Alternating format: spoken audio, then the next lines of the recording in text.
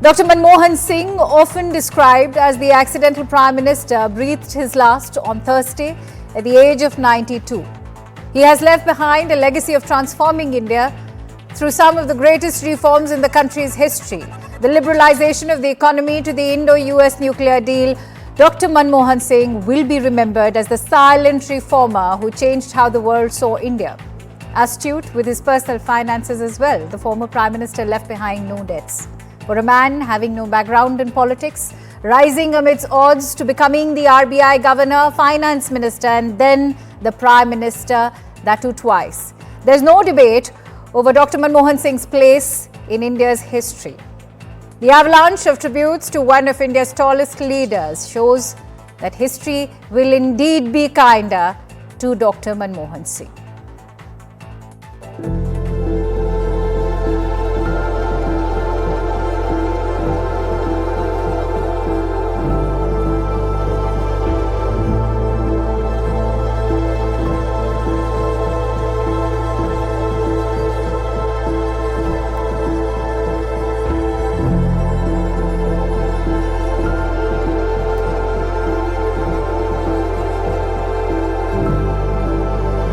उनका जाना एक राष्ट्र के रूप में भी हमारे लिए बहुत बड़ी क्षति है. We know him as a great prime minister, somebody who pulled 10 million people out of poverty every year, somebody who managed the economy so well that India survived the world financial crisis when other countries were going under. He did all of that, but I remember most of all the human being. उनकी छाप पूरी दुनिया में पड़ी. उनके economic liberalisation के लिए, जिससे हिंदुस्तान का इकोनॉमिक नक्शा ही बदल गया.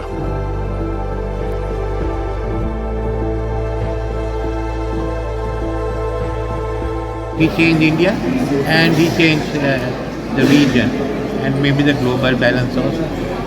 As Prime Minister, he handled that delicate phase as the war ended, and then how you got on to transition to peace and resolving the outstanding issues.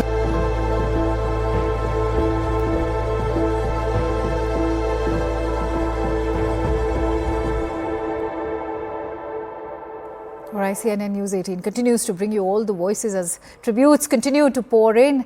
And as we speak, in fact, I'm joined in by fourth term MP, jurist, former chair, Parliamentary Standing Committee on Commerce, Law and Home, even the former Additional Solicitor General of India. And I'm talking about Dr. Abhishek Manu Singhvi.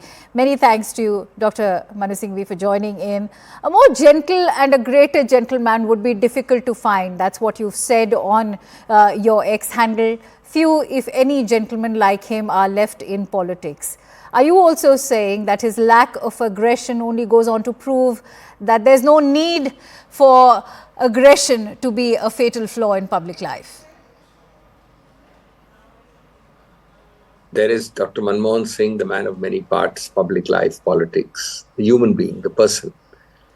And let me tell you that he restores our faith back in Indian politics. The word politics has become debased and devalued and degraded in this country. But he makes you again believe that yes, substance can prevail over form, solidity can prevail over glamour and superficiality, academic solidity, policy perspective can be more important than mere speeches.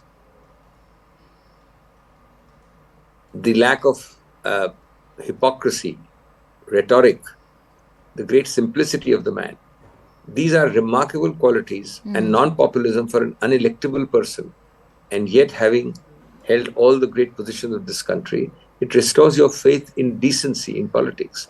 And gentlemanliness is part of that overall composite thing. And I think in that sense, Dr. Manmohan Singh is single-handedly responsible, as was in the initial years Rajiv Gandhi, a gentleman in politics when he came in, was perceived to be. He is responsible for changing the definition, the Shelley of politics. All right. Dr. Singh, you also go on to say that you were privileged to write inputs for him many times, especially for legal or law-related themes, as also some foreign policy aspects, which is why I think you will be one of the best voices to comment on Dr. Singh's contribution in terms of reforms, whether it is the RTI, the Right to Education Act, or even foreign policy initiatives like the nuclear deal. Well, there are two simple, concrete facts which show that. One is the path-breaking watershed years of 91 and onwards, where he changed the economic face of New India. And it's very well known. And he did it brick by brick. He may have a wish list of 10 on one day, he would do 2, and then build consensus on 6, and then do 4 more, and build consensus on a further. So he did it gradually but effectively. But then there is the period of 10 years from 2004 and 2014. All the path-breaking social welfare legislation ultimately came under his prime ministership with a remarkable huge input from the much criticized advisory council headed by Sonia Gandhi. The world's largest social welfare scheme. Which one is it? Today, when we had this COVID, this government fell back on what? Manrega. They fell back desperately on Manrega. The world's largest insurance scheme, Bima Yojana. The world's largest food security program. I mean, I can list at least 5. Of course, you said already RTI and so many others. These are initiatives which are no mean initiatives. They would have, don't forget that they would have opposition, not from the opposition alone, but from within party, from other parties. Because it's a democracy we live in. And it was his persona and the fact that you would not ascribe motives to him. Even his worst enemy, Akanksha, would not ascribe motives of a negative sort to him. His incorruptibility. And then, of course, so many other things in terms of his simplicity, his humility. The speech point I made was in a different context. I said that he had no need to, but he would always ring me back and thank me. I mean, a prime minister doesn't need to, and we are privileged to write a draft for him. And he joked with me that I'm troubling you at the last moment because I know that I need not change your draft much. So these were qualities of, he kept the faith with Narasimha Rao. Till the end of his ailing years, he would visit him regularly and attend all his anniversaries. He changed programs to come to my personal functions, including to condole my father's death, whom he knew very well. So here was a man who, was a silent, quiet, introvert, not a flashy person, but you should never mistake his depth and his silence for a lack of, solidity. And that's what made him great, I think. He's a very unusual person to be in Indian politics and to be successful in Indian politics. That's why I want to ask you, Dr. Manu Singh, he may be referred to as the accidental prime minister by the likes of Sanjay Baru, but do you agree that time and again he proved that he was no accident, even though Dr. Manmohan Singh himself referred to as the accidental prime minister? He himself called himself the accidental prime minister. Dr. Manmohan Singh was the one who gave that phrase to Sanjay Baru. And he always used to say openly that I know that I'm an accidental prime minister in the sense of being not the people's choice and that he was not electable. But that's the great redefinition of Indian politics he made. You don't have to be electable in the populist sense. Now, let me tell you that it will bear research for this remarkable jugalbandi between Sonia Gandhi and Dr. Manmohan Singh. A partnership of empathy, of instinct, of understanding, of mutual accommodation, of a remarkable kind. And when Dr. Manmohan Singh decided on A, B, C, D, E, his wish list was always very narrow and precise. It was not over-ambitious. But when he decided, let me tell you, he got his way much more than anybody else did. And that was because of the understanding and the, very giving nature of Sonia Gandhi of these issues, who understood him well and was extremely deferential to him. All right. I remember small incidents. You'll find some articles coming tomorrow by me on that. Small things by which she showed a respect and deference to him. And as she has said today in the statement, is my friend, philosopher and guide. And she never doubted his motives. 1, 2, 3 ultimately went through because of Dr. Singh's conviction. But do you think it could have gone through without Sonia Gandhi putting her foot down and saying, no, in the ultimate analysis, what he wants must happen because he believes in the country's good. Dr. Manu Singh, Mr. Singh also said that history will remember me more kindly than my own contemporaries.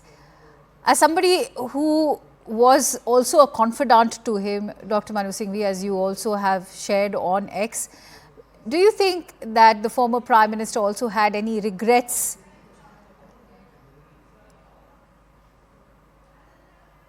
Of course, everybody does, and he would definitely have had. I mean, he had to ultimately, you have to function within the confines and the compulsions of coalition politics. I don't think anybody wants a coalition as the first choice. The very definition of coalition is a matter of last resort because democracy requires numbers, and you must make compromises. That would be one regret. His regret would be that he could not do, and he has said so. Much more, for example, in the field of health. He has described his two biggest regrets, one of them being this. He would believe that in his second term, a lot of the things which he could not control and which were either over-exaggerated or blown out of proportion or happened by persons over whom he had no control could have been avoided. These must have been regrets. But even his worst enemy will not raise a finger on his integrity, his straightforwardness, his good intentions. True. And I think history will not judge him kindly. It will judge him very well because history itself, the judging of history must await a few years. We think that it's like pressing a button, that I press a button and I start judging you by history. That's not the way history works. History is actually the true judge. And if you give it sufficient time, the equilibrium of history settles down. And I have no doubt that it will be judged in glowing terms. Dr. Manu Singh, as we speak, I'm in fact looking at this picture of you along with Dr. Manmohan Singh and Mrs. Sonia Gandhi at a Congress plenary, as you've called it. Do describe this memory and the bond that Dr. Singh shared with Sonia ji as well. This is that image of that Congress plenary that you've shared on your X today. Well, I think this was a rather nice moment. I don't know which year it was. It was a Congress plenary over a decade ago. And there was some complicated issue on the resolution which the Congress was to pass from the podium. And I was privileged to have been thought of and called from the third row or thereabouts, right up front. And Dr. Manmohan Singh, with his very typical minuteness, went through and then asked me questions. And I made a draft again and I showed them again. And they both kind of, discussed it. And ultimately, we incorporated it in the way we all agreed and it was moved. And let me tell you that he would consult me on many other issues of a similar sort in the informal sense. So it's a very special thing which I cherish. And he was always very logical and very pointed and never based on, rhetorical superficiality. I'm sure, Dr. Manu Singh, he lives on in your memories as he lives on in our hearts as well. Many thanks to you for joining in with that tribute to Dr. Manmohan Singh. And with that, let me also quickly bring you a conversation we had with the Indian Overseas Congress Chairperson, Mr. Sam Pitroda. Let's listen in to what anecdotes and memories he has to share of the late Dr. Manmohan Singh. Chairperson of the Indian Overseas Congress, Mr. Sam Pitroda, joins us live at the moment. Mr. Pitroda, it is a day of deep grief, not just for the entire nation, but we are hearing and listening to all the tributes that are pouring in from across the globe. But Mr. Pitroda, in all the years that you've known the late Dr. Manmohan Singh, how would you remember him as a leader? I would remember him as a truly Gandhian leader. One who believed in the fundamental ideas of Gandhi related to democracy, diversity, inclusion, sustainability, income inequality challenge, and at the same time he was a man with character, values, humility. He believed in truth. He never focused on command and control and hierarchies. He was people's man who developed consensus, listened to people carefully. And his management style was very different than the typical powerful authoritarian approach. He was expert in his subject, so he had deep knowledge. He was highly educated, well experienced with a lot of institutions world over, and he had patience. He was a great listener.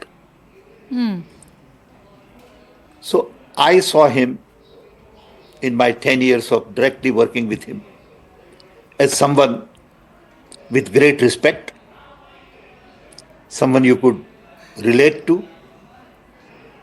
He and I had many one-to-one sessions where we would have tea together, sometimes 30 minutes, sometimes 1 hour.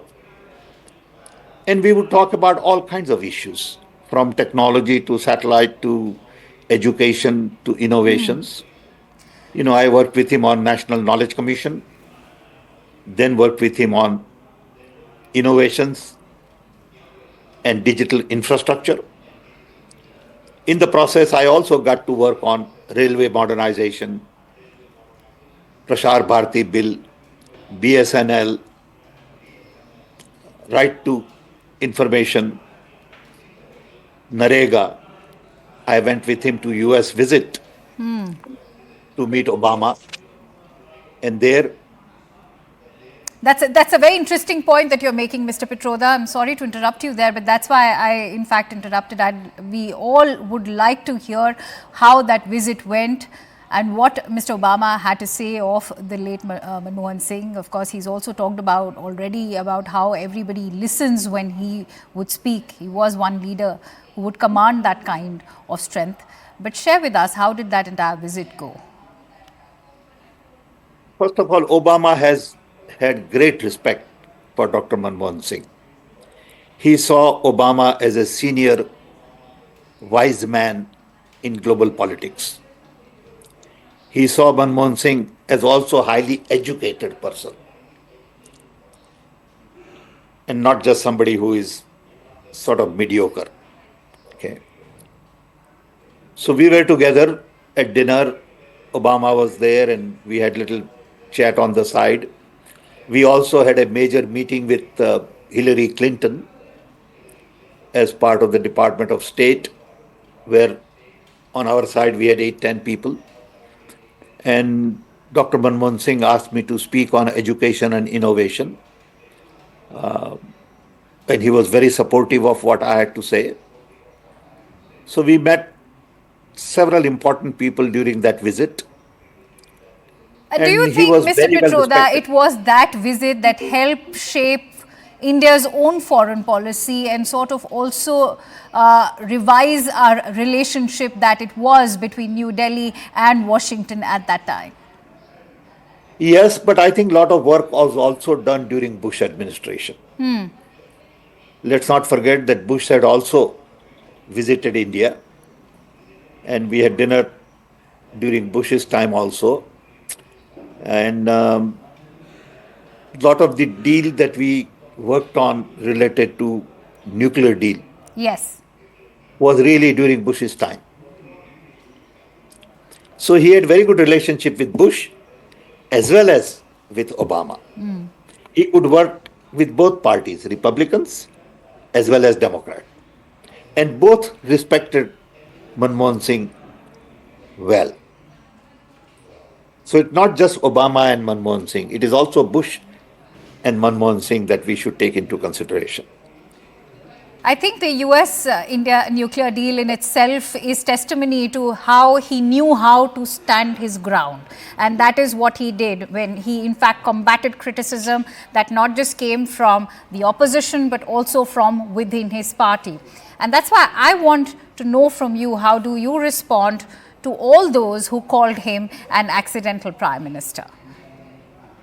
You see, people did not understand his commitment to India's economic development because he told me personally that, Sam, if we want India to grow at 8% for next 20 years, our challenge is going to be energy and not human capital. He said, we just don't have enough energy. If we don't have energy, we can't build modern society. Our IT infrastructure will need energy, our factories will need energy, our transport will need energy, and we need to focus on getting more energy because we can't go on relying on importing oil all Right. the time. Right. So And that's why that is he focused something on he did nuclear manage. energy. He absolutely did manage, which is, Mr. Pitroda, whether it was his role as the chief economic advisor, as the finance minister, or even as the governor of RBI and eventually a two-time prime minister to the nation, how effortlessly did he straddle the worlds of academia and then administration? You know, we had once a vice chancellor of Cambridge University visiting, and because of the Knowledge Commission, we had a lot of university vice chancellors from global universities come visit us. So he decided that we should have lunch together with the Cambridge University vice chancellor. So we had lunch at Prime Minister's house. I was running little late because of some other meetings I had. So I showed up about 15 minutes late, and they were sitting there, 7, 8 of them, waiting for me. And I said, I'm so sorry you had to wait. I'm late. He said, no problem. I know you're busy. And you never saw anger in his tone. He was very generous. Okay. And we had very long conversation with Cambridge University Vice Chancellor. After 6 months, I went to visit them as part of the dialogue we had initiated with Dr. Manmohan Singh. And he was very interested in university education. In Knowledge Commission, we had 300 universities when we started. And we said India should have over 1,000 universities. And people used to laugh at us, saying, are you crazy? Today we have 1,100 universities. All right. No one talks about these things, you Yes, see. yes. And I'm glad you're bringing out those aspects to Dr. Manmohan Singh's personality now. I'm sure the viewers would really be warmed to hear all of this. But I'm sure you'll also agree that he was a very rare leader who also welcomed criticism. Somebody who was not about command and control, but somebody who in fact valued communication, coordination and co-creation. Many thanks to you, Mr. Sam Pitroda. It was a pleasure speaking to you. Let me quickly go across to Mumtaz Patel, Congress leader also who's joining us. Mumtaz, I'm sure you'll agree that your connect with the late Dr. Manmohan Singh is one that is also of legacy, one that is also a family connect. Do share with us your thoughts and what your personal experience was with the late Dr. Manmohan Singh. Yeah, so, I mean, with great sadness, we lost a stalwart. We lost a great visionary. We lost. I mean, we have so many things to say about him. He was an economist, but more than that, he was a good human being. He was soft-spoken. He was humble. He was. I don't know how to put it, but as a person today, we all remembering him as somebody who played a major role in economic reform, somebody who took the country out of, millions of people out of poverty. Yes, of course, but as a person, because he had that vision, because he was committed, because he was always in favor of. Doing good for the nation. We lost a great human being. Absolutely. Mumtaz, yesterday I was talking to Milind Deora and he shared his own experience and how his entire youth was shaped by Dr. Manmohan Singh and what he is now. He also had much to credit Dr. Manmohan Singh as a leader. Do share with us your earliest memories of Dr. Manmohan Singh. So when during the Narasimha Rao ji government, my father was the general secretary, and we had Manmohan Singh ji as the finance minister. At that time, of course, my father and him were colleagues, and they worked closely. And I did have the pleasure of meeting him, but then we met them as my dad's colleagues, friends. Later, he came to attend. I mean, he was at my wedding. We spent a lot of time, soft spoken, always. You know, we always had to like put our ear a little bit to hear what he's saying because he was so kind, he was so sweet, man of few words, but those words mattered. And my father was very fond of him. My father worked very closely with Yes, him. that's why I asked you. That's why I asked you. Yeah. Do share your memories and whatever your father had to share with you about him. So I still remember during the UPA government because my dad was the bridge between the Congress party as well as the PMO. So there was always that back and forth rush between between both the offices, and my father always said that Manmohan Singh ji is somebody who's so committed to the welfare of the country. And that whole perception that was created, I would say, by the media also due to pressure from the opposition that he was a weak prime minister, he was being controlled by 10 Janpat. I think it's all false because that was never the case. Congress party always took into account whatever Manmohan Singh ji had to advise, had to say, and definitely, again, I repeat that no, he was not the weak prime minister. He Yes. stood his ground. He took his stand where he felt that things were not right. He made sure that it happened the way it was to. So history will be kinder to him, like he said on the floor of the parliament. Definitely. Absolutely, a stalwart, a visionary, and not just a two-time Prime Minister, but in fact an architect of India's liberal reforms as well. Many thanks to you, Mumtaz Patel. Thoroughly appreciate your thoughts being shared here with us as well.